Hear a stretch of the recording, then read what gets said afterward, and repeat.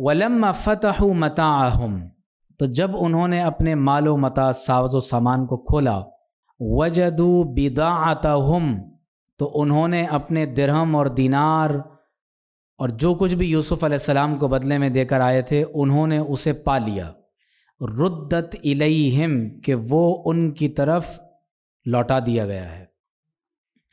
قالوا یا ابانا، تو وہ کہنے لگے کہ اے ابا جان، ما نبغی، ہمیں اور کیا چاہیے، غلہ بھی مل گیا اور ہمارا ساز و سامان جو ہم وہاں دے کر آئے تھے، جو درہم و دینار چھوڑ کر آئے تھے، وہ سب کا سب ہمیں میسر آ گیا۔ ہذہ بضاعتنا ردت الینا، ہمارا مال ہمیں واپس لوٹا دیا گیا ہے۔ ونمیر اہلنا، نمیر نجلب، کسی چیز کو لاد کر لانا، ونمیر اہلنا، اور ہم غلہ اپنے گھر والوں کے لیے لاد کر لائیں گے، ونحفظ اخانا، اور ہم اپنے بھائی کی حفاظت بھی کریں گے، ونزداد کیل بعیر، اور اپنے بھائی کی ہم حفاظت کریں گے، اور ہم ایک اونٹ کا بوجھ اس کا غلہ زیادہ لیں گے، کیونکہ ایک آدمی ہمارے ساتھ اور جا رہا ہے، اور خدشہ یہ تھا کہ اگلی بار ہم جاتے تو ہمیں غلہ ہی میسر نہ آتا۔ ذالک کیل یسیر، اور وہ شخص جو اتنا سخی ہے کہ اس نے ہمیں غلہ بھی دیا اور پیسے بھی واپس کر دیے، تو اگر ہم ایک اونٹ کا غلہ اضافی مانگ لیں گے تو وہ یقیناً ہمیں عطا ہو ہی جائے گا، یہ بہت تھوڑا غلہ ہے۔ ذالک کیل یسیر، یہ بہت تھوڑا غلہ ہے۔ قال، تو یعقوب علیہ السلام نے فرمایا، لن ارسلہ معکم، آپ نے یہ پڑھا ہوگا کہ ان لن کئی اذن، عربی زبان میں جب فعل مضارع سے پہلے آ جاتے ہیں تو فعل مضارع پر زبر آتا ہے۔ مثلا ارسلو، میں بھیجتا ہوں، لن ارسلا، میں ہرگز نہیں بھیجوں گا، آکلو، میں کھاتا ہوں، لن آکلا، میں ہرگز نہیں کھاؤں گا، اسمعو، میں سنتا ہوں، لن اسمعا، میں ہرگز نہیں سنوں گا۔ تو گویا کہ جب فعل مضارع سے پہلے لن آ جائے تو وہ فعل مضارع کو منصوب کر دیتا ہے، اس پر زبر آتا ہے، اور مستقبل میں معنی کی نفی ہو جائے گی۔ لن اکتبا، میں ہرگز، لن انظرا، لن اسمعا، آپ بات سمجھ رہے ہیں؟ تو یہ قاعدہ ہے۔ تو حضرت یعقوب علیہ السلام نے فرمایا، قال لن ارسلہ معکم، میں اسے ہرگز تم سب کے ساتھ نہیں بھیجوں گا، حتی تؤتونی موثقا من اللہ، یہاں تک کہ تم میرے ساتھ اللہ کی قسم سے پختہ وعدہ کر لو۔ حتی تؤتونی موثقا من اللہ، یہاں تک کہ تم اللہ کی قسم کے ساتھ جو موثق ہے، پختہ وعدہ ہے، پختہ عہد ہے، وہ میرے ساتھ کر لو۔ عہدن یوثق بھی، ایک ایسا وعدہ جو اللہ کی قسم کے ساتھ پختہ کیا جائے۔ میں اسے ہرگز تمہارے ساتھ نہیں بھیجوں گا یہاں تک کہ تم آ جاؤ میرے پاس ایک پختہ وعدے کے ساتھ جو اللہ کی قسم کے ساتھ ہو۔ لَتَأْتُنَّنِي بِهِ، اور قسم کیا کھاؤ گے کہ تم ضرور بالضرور اسے واپس میرے پاس لے کر آؤ گے۔ اِلَّا، مگر یہ کہ أَن يُحَاطَ بِكُمْ، تمہیں ہر طرف سے گھیر لیا جائے۔ تو ظاہر ہے کہ اگر ہر طرف سے انسان کہیں گھر جائے تو پھر تو ممکن نہیں ہوگا کہ آپ لا یکلف اللہ نفسا الا وسعہا، کہ آپ کسی شخص کو اس کی قدرت سے زیادہ کسی امر کا مکلف بنا دیں۔ فلما آتوہ، تو جب وہ آپ کے پاس لے آئے، کیا لے آئے؟ موثقہم، اپنا پختہ وعدہ۔ قالا، تو اب یعقوب علیہ السلام نے فرمایا، اللہ علی ما نقول وکیل، یہ جو گفتگو ہم کر رہے ہیں اس پر گواہ کون ہے؟ جب کبھی بھی کوئی معاہدہ کریں کوئی ایگریمنٹ سائن کریں. قرآن نے کیا کہا ہے جی؟ اذا تداینتم بدین الی اجل مسمی فاکتبوہ. جب تم ایک دین پر، قرض پر ایک لین دین کر رہے ہو ایک مخصوص مدت تک کے لیے، تو کیا کیا کرو؟ اسے لکھ لیا کرو. تو جب آپ کوئی معاہدہ لکھتے ہیں تو اس پر گواہ ہونے چاہیے. سنت یہی طریقہ ہے. تو جب آپ معاہدے میں گواہوں کو مقرر کر لیں تو آخر میں یہ کہنا بھی مسنون ہے، قال اللہ علی ما نقول وکیل. یعقوب علیہ السلام نے فرمایا اللہ اس پر جو ہم گفتگو کر رہے ہیں گواہ ہے، کارساز ہے، وکیل ہے، نگہبان ہے. تو اس کو بھی اپنا وظیفہ بنا لیں. ایک وظیفہ کیا ہو گیا اوپر والا؟ فاللہ خیر حافظا وہو ارحم الراحمین. پڑھ لیں ساتھ، فاللہ خیر حافظا وہو ارحم الراحمین. اور ایک بات کیا ہو گئی؟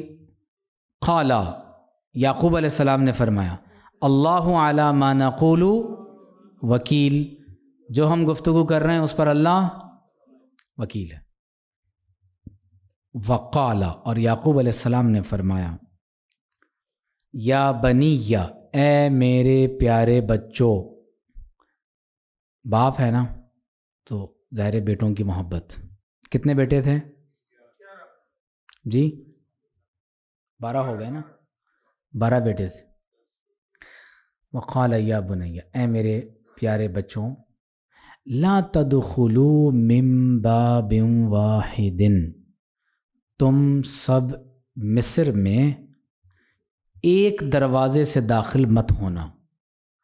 وَادْخُلُوا مِنْ أَبْوَابٍ مُتَفَرِّقَةٍ، اور تم سب داخل ہونا مختلف دروازوں سے. تو بعض روایات میں ہے کہ مصر کے 4 دروازے تھے. لما عزموا علی الخروج، جب یعقوب علیہ السلام کے بیٹوں نے نکلنے کا ارادہ کیا تو آپ نے نصیحت فرمائی کہ ایک دروازے سے داخل مت ہونا بلکہ مختلف دروازوں سے داخل ہونا. خشی علیہم العین، یعقوب علیہ السلام کو خدشہ ہوا کہ میرے بیٹے جوان ہیں، مضبوط ہیں، خوبصورت ہیں، اگر ایک ہی دروازے سے ایک ساتھ 12 بھائی ایک دوسرے کی شکلوں سے ملتے جلتے اور نہایت ہی تندرست اور توانا ایک ساتھ داخل ہوں گے تو نظر لگنے کا خدشہ ہے. فَأَمَرَهُمْ أَلَّا يَدْخُلُوا مِصْرَ مِنْ بَابٍ وَاحِدٍ، تو آپ نے حکم دیا کہ ایک دروازے سے داخل مت ہونا. وَكَانَتْ مِصْرُ لَهَا 4 أَبْوَابٍ، اور مصر کے کتنے دروازے تھے؟ وَإِنَّمَا خَافَ عَلَيْهِمُ الْعَيْنُ لِكَوْنِهِمْ 11 رَجُلًا لِرَجُلٍ وَاحِدٍ وَكَانُوا أَهْلَ جَمَالٍ وَكَمَالٍ وَبَسْطَةٍ. تو آپ کو خدشہ ہوا کہ اگر ایک ہی شخص ایک ہی دروازے سے نہایت ہی خوبصورت اور حسین و جمیل 11 نوجوانوں کو داخل ہوتا دیکھے گا تو خدشہ ہے کہ وہ انہیں نظر لگا سکتا ہے. یہ قول حضرت ابن عباس، امام ضحاک، حضرت قتادہ اور دیگر مفسرین کا ہے کہ یعقوب علیہ السلام نے جب یہ نصیحت فرمائی تو ان کے پیش نظر یہ بات تھی کہ کہیں میرے بچوں کو نظر نہ لگ جائے. حدیث شریف میں ہے کہ حضور علیہ الصلوۃ والسلام نے فرمایا العین حق، نظر کا لگنا حق ہے. کسی کو نظر لگ سکتی ہے. اور ایک حدیث میں یہاں تک ہے کہ ان العین لتدخل الرجل القبر والجمل القدر. حضور علیہ الصلوۃ والسلام نے فرمایا یہ نظر ایسی بری چیز ہے کہ ایک تندرست و توانا انسان کو قبر میں پہنچا سکتی ہے، اونٹ کو ہانڈی میں پہنچا سکتی ہے. نظر اتنی بری چیز کہ اگر کسی پر بری نظر لگ جائے تو انسان مر سکتا ہے. بری نظر ہو جائے کسی جانور پر، خوبصورت جانور پر بری نظر پڑ جائے تو وہ جانور مرنے کے قریب ہو جائے گا. تو لوگ کیا کریں گے؟ ذبح کریں گے اور اسے کھائیں گے، تو اونٹ بد نظری سے ہانڈی میں پہنچے گا اور انسان قبر میں پہنچے گا۔ اسی لیے حضور علیہ الصلاۃ والسلام نے ایک دعا تعلیم فرمائی ہے، اعوذ بکلمات اللہ التامہ من کل شیطان وہامہ ومن کل عین لامہ۔ حضور علیہ الصلاۃ والسلام نے یہ دعا تعلیم فرمائی۔ تو اگر کسی پر بری نظر ہو جائے تو اس دعا کو پڑھ کر دم کرنا چاہیے، اللہ تبارک و تعالی نظر کے اثر سے محفوظ و مامون فرمائے گا۔ اور قرآن مجید کی بھی ایک آیت ہے، وَإِن يَكَادُ الَّذِينَ كَفَرُوا لَيُزْلِقُونَكَ بِأَبْصَارِهِمْ لَمَّا سَمِعُوا الذِّكْرَ وَيَقُولُونَ إِنَّهُ لَمَجْنُونٌ وَمَا هُوَ إِلَّا ذِكْرٌ لِّلْعَالَمِينَ۔ تو قرآن مجید کی ان آیات کی تلاوت کر لی جائے تو اللہ تبارک و تعالی نظر سے محفوظ فرمائے گا۔ ایک حدیث شریف میں بہت اہم حدیث ہے، اس میں بھی نظر سے متعلق بیان ہوا ہے کہ حضرت ابو امامہ بن سہل بن حنیف روایت کرتے ہیں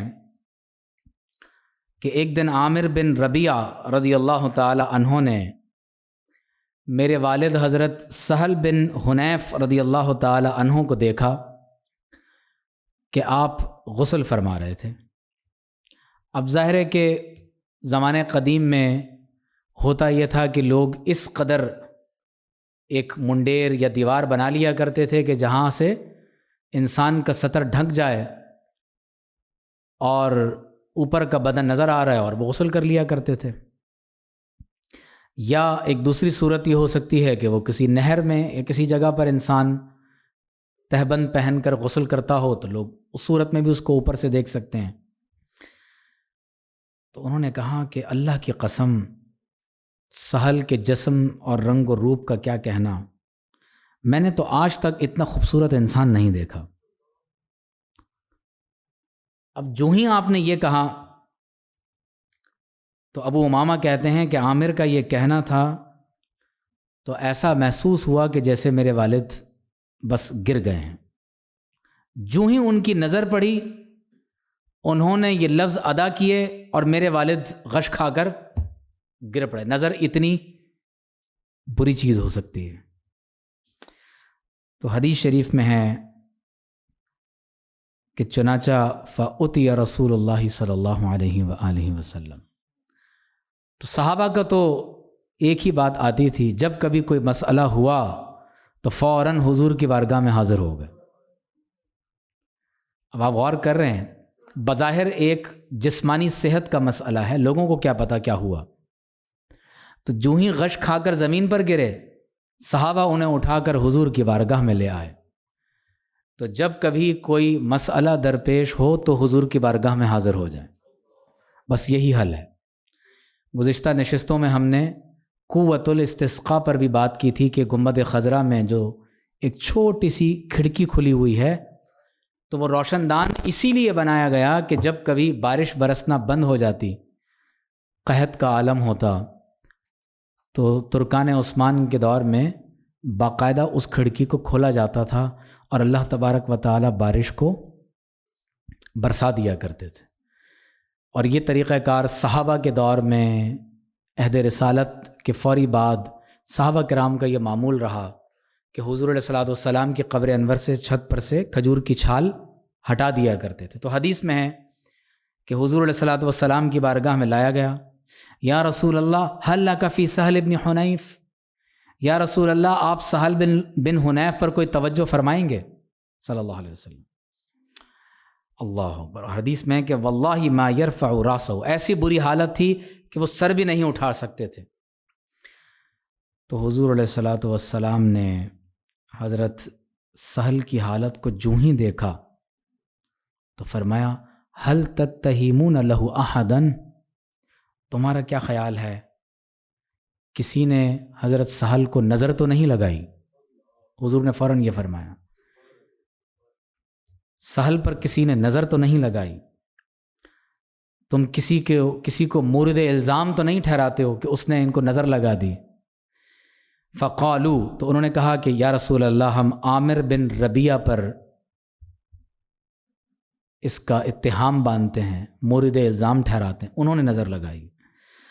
فدعا رسول اللہ صلی اللہ علیہ وآلہ وسلم عامرا فتغلظ علیہ، تو حدیث میں ہے کہ حضور علیہ الصلاۃ والسلام نے حضرت عامر کو بلایا اور حضرت عامر رضی اللہ تعالی عنہ پر سخت ناراضگی کا اظہار فرمایا۔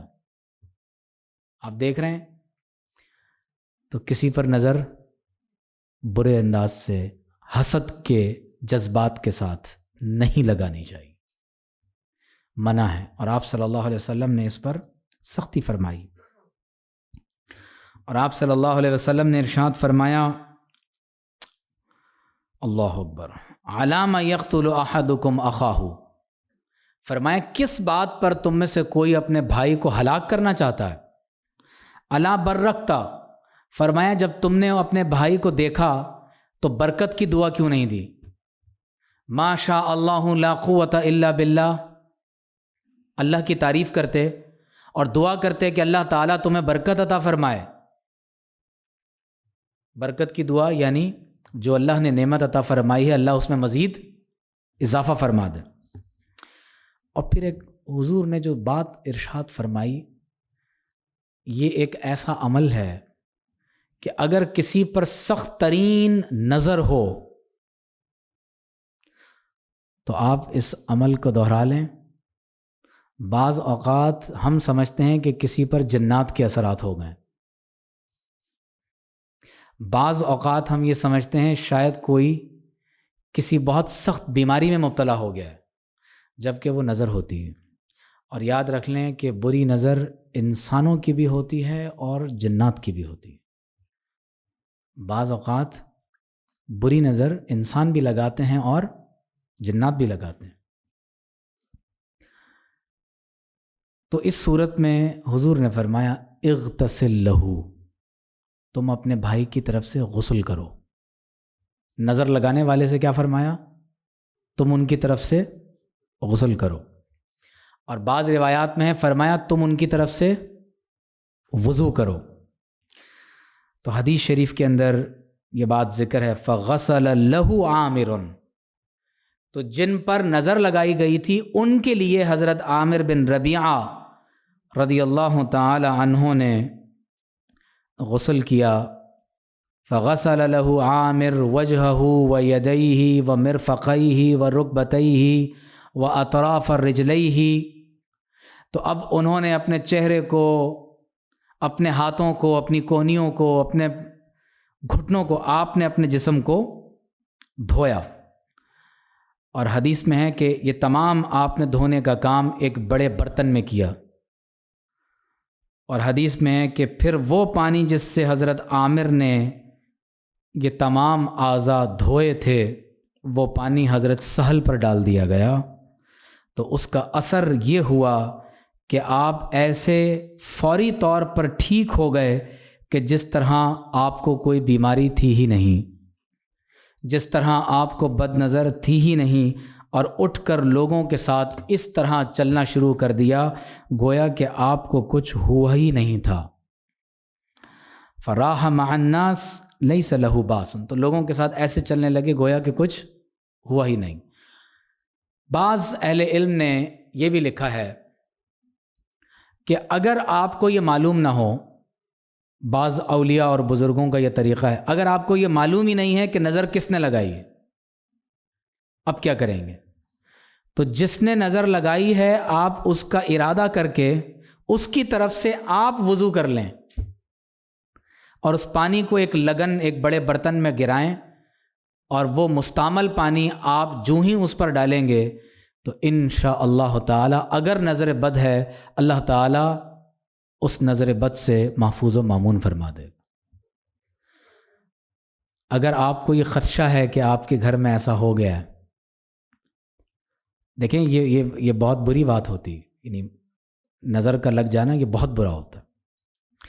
یہ کسی چیز پر بھی ہو سکتی ہے، یہ کسی کے ظاہری حسن و جمال پر بھی ہو سکتی ہے، کسی کے لمبے بالوں پر بھی ہو سکتی ہے، کسی کی مال و دولت پر بھی ہو سکتی ہے، کسی کے ساتھ فرض کریں کسی کی نئی نئی شادی ہوئی ہے تو اولاد پر بھی ہو سکتی ہے، لیکن وہ لوگ سمجھتے ہیں کہ شاید یہ کسی نے کوئی تعویذ کر دی ہے، اب وہ عاملوں کے پاس، باباؤں کے پاس، سب کے پاس پھر رہے ہوتے ہیں، تو وہ عام طور پر بد نظر ہوتی ہے۔ اور ایک بات ہمیشہ یاد رکھیے گا کہ جس طرح کسی کی بری نظر لگ جاتی ہے، حسد کرنے والا بری نظر ڈال دیتا ہے، تو اونٹ ہانڈی میں اور بندہ قبر میں جا سکتا ہے، تو اسی طرح کچھ اللہ والوں کی اچھی نظر بھی لگ جاتی ہے۔ تو اگر کسی کی اچھی نگاہ پڑ جائے تو مردہ دل زندہ بھی ہو سکتے ہیں، اور اللہ تبارک و تعالی کسی کی دعا کی برکت سے قحط کو خوشحالی میں بھی بدل سکتا ہے۔ تو یہ حق ہے نگاہ کا لگنا۔ حدیث میں یہ نہیں ہے کہ صرف بری نگاہ کا لگنا حق ہے، العین حق، تو نظر بری بھی ہو سکتی ہے، اور اگر یہ نگاہ حضور علیہ الصلاۃ والسلام کی ہو جائے تو حدیث شریف قرآن میں کیا ہے کہ نبی کریم صلی اللہ علیہ وآلہ وسلم کے بارے میں قرآن نے خود یہ ادب سکھایا ہے، یا ایھا الذین آمنوا لا تقولوا راعنا، اے ایمان والو راعنا مت کہا کرو۔ راعنا یہ دراصل اس کا معنی یہ ہے کہ یا رسول اللہ ہماری رعایت فرماتے ہوئے اس جملے کو دوبارہ دہرا دیجیے۔ جب صحابہ کو کوئی بات سمجھ نہیں آتی تھی وہ یہ عرض کیا کرتے تھے کہ راعنا، کہ یا رسول اللہ صلی اللہ علیہ وسلم ہماری رعایت کرتے ہوئے اس بات کو دوبارہ دہرا دیں۔ تو یہود نعوذ باللہ من ذالک اس لفظ کو، ان جملوں کو توہین کی نیت سے کہا کرتے تھے۔ تو وہ لفظ اور وہ کلمات جن میں بے ادبی کا شائبہ بھی پایا جاتا ہو، اللہ تعالیٰ نے بارگاہ رسالت میں ان کے استعمال سے منع فرما دیا۔ تو رائنا نہ کہا کرو، کیا کہا کرو؟ وقول انظرنا، تو کہا کرو کہ یا رسول اللہ ہم پر نظر کرم فرما دیں۔ قرآن کی یہ آیت منسوخ نہیں ہے، لہٰذا قیامت تک اہل ایمان کو یہ حکم ہے کہ وہ کہیں یا رسول اللہ انظرنا، یا رسول اللہ صلی اللہ علیہ وسلم ہم پر نظر کرم فرما دیجیے۔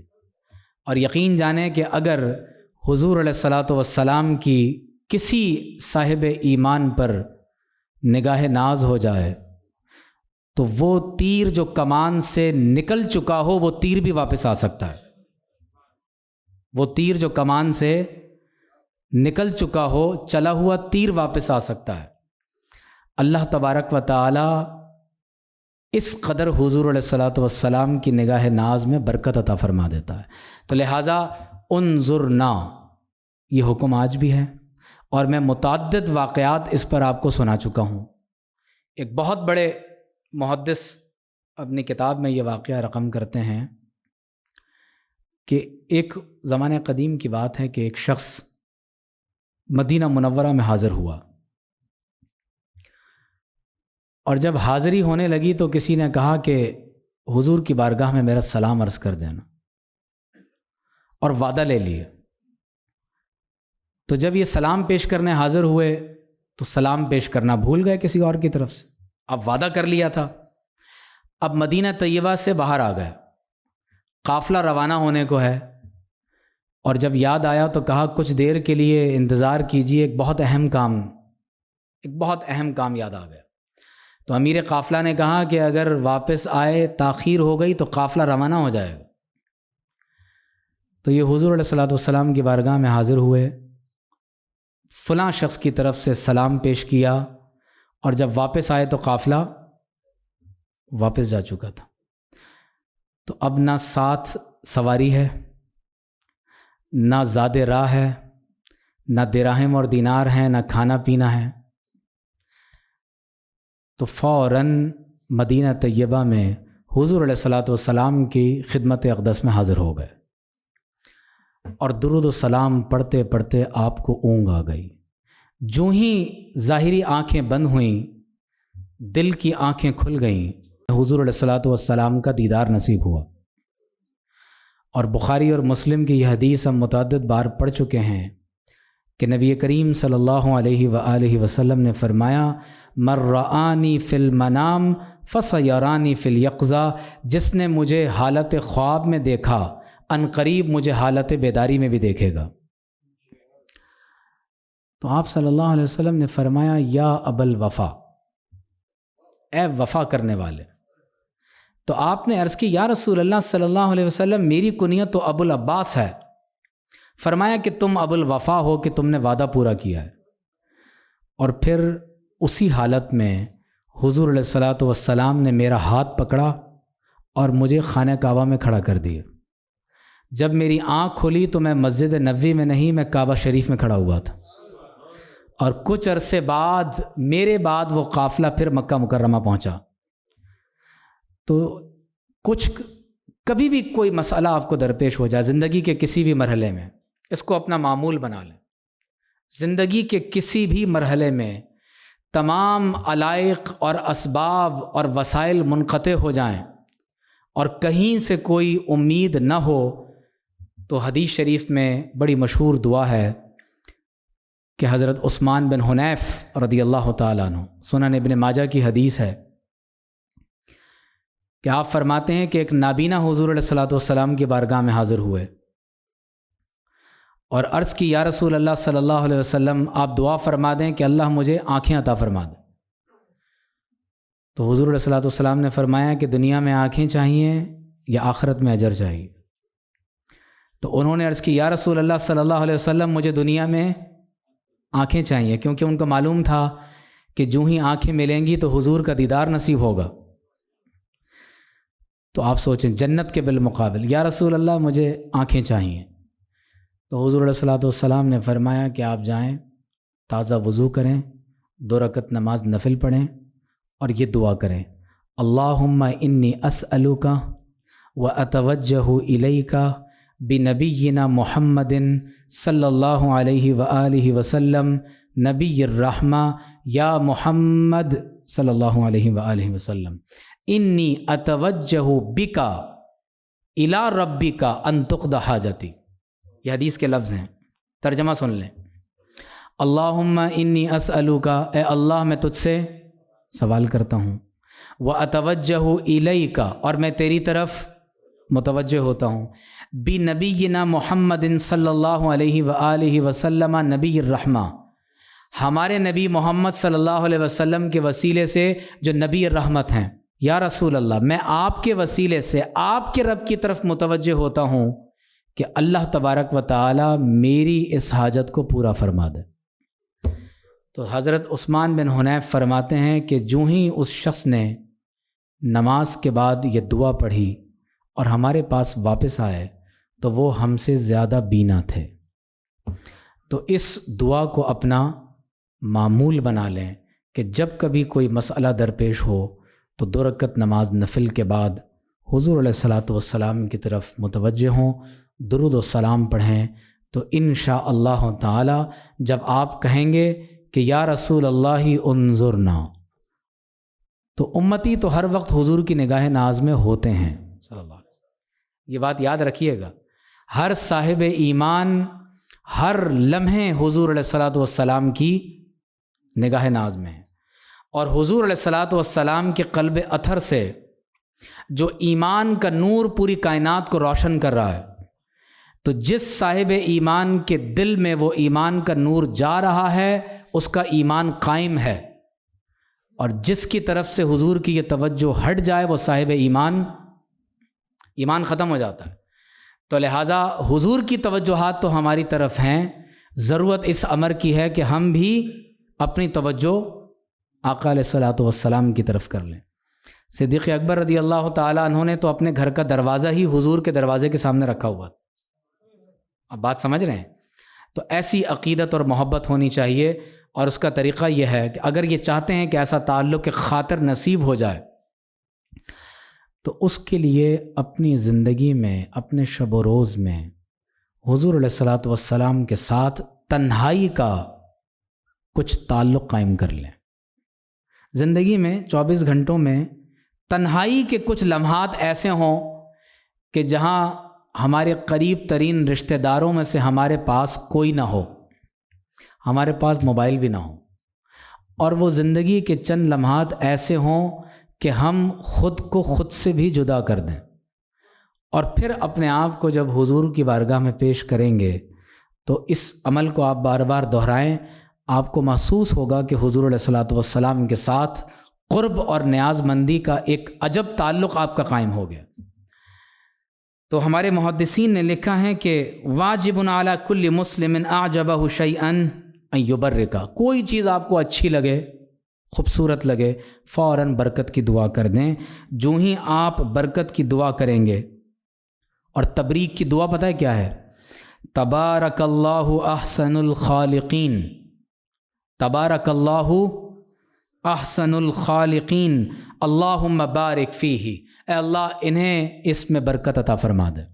ہم بات کو یہاں مکمل کر رہے ہیں کہ حضرت یعقوب علیہ السلام نے جب اپنے بیٹوں کو روانہ کیا تو فرمایا وقال یا بنی، اے میرے پیارے بیٹو، لا تدخلوا من باب واحد، ایک دروازے سے داخل مت ہونا، وادخلوا من ابواب متفرقہ، بلکہ مختلف دروازوں سے داخل ہونا۔ اب ساتھ میں ایک اور بات ارشاد فرما دی، وما اغنی عنکم من اللہ من شیء، فرمایا اور نہیں فائدہ پہنچا سکتا میں تمہیں اللہ کی تقدیر سے کچھ بھی۔ بتانا یہ چاہتے ہیں کہ تم دعا تو کر لو، تم اسباب اور وسیلہ بھی اختیار کر لو، لیکن اگر اللہ کی تقدیر میں کچھ لکھا ہوا ہے وہ پلٹ نہیں سکتا۔ تقدیر کبھی تبدیل نہیں ہوتی، اور وہ تقدیر جو دعا سے بدلتی ہے، تو دراصل تقدیر میں یہ لکھا تھا کہ فلاں شخص دعا کرے گا اور اس کی دعا کی برکت سے یہ کام یوں ہو جائے گا، تو اصل تقدیر کیا تھی؟ وہی ہونا جو بالآخر واقع ہوا۔ آپ نے دیکھا نہیں کہ بعض لوگ مریض ہوتے ہیں، ہم بہت دعائیں کرتے ہیں، اس کے باوجود ان کا انتقال ہو جاتا ہے۔ بہت سی چیزیں جن کی ہم تمنائیں کر رہے ہوتے ہیں، دعا کے باوجود وہ ہمیں میسر نہیں آتی، تو دراصل تقدیر غالب آ جاتی ہے۔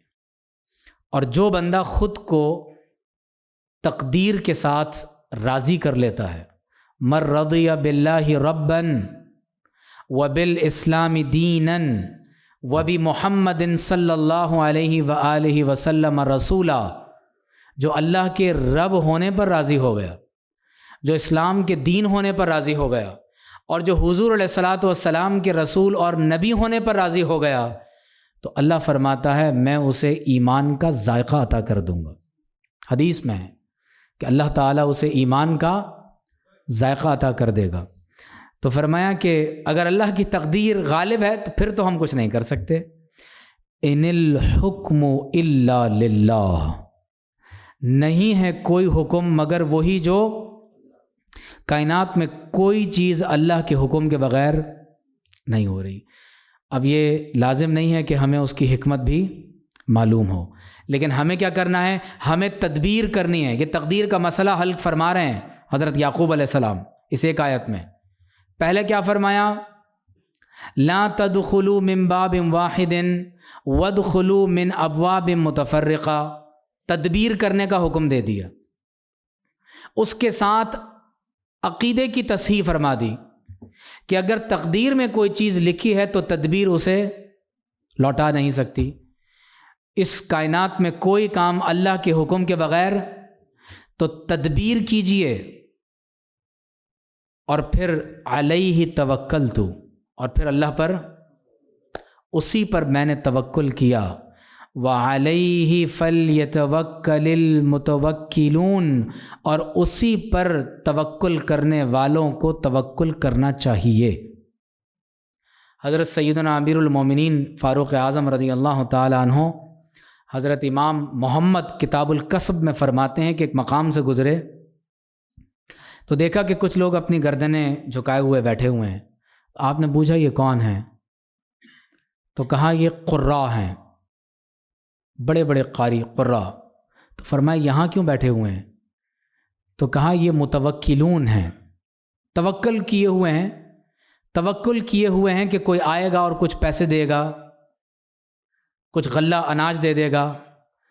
تو آپ نے ان کی سرزنش فرمائی، فرمایا کہ یہ متوکلون نہیں ہیں بلکہ متعقلون ہیں. یہ تو بھیک مانگنے والے ہیں. آپ نے اس کی سختی کے ساتھ تردید فرمائی.